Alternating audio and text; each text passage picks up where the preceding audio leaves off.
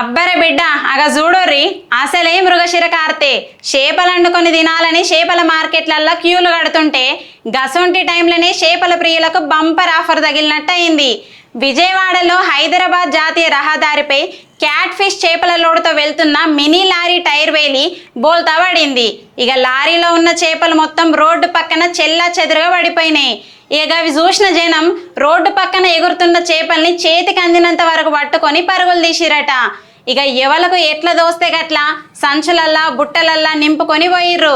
ఇక ఆ స్థలానికి చేరుకున్న పోలీసు వాళ్ళు మాత్రం గవి క్యాట్ ఫిష్ రా అయ్యా, గవి తినొద్దు, పానాలు ఖరాబ్ అవుతాయి అని ఎంత చెప్పినా వినకుండా పట్టుకుపోయిరట. ఇప్పటికే క్యాట్ ఫిష్ ఇండియాలో నిషేధం చేసిరట.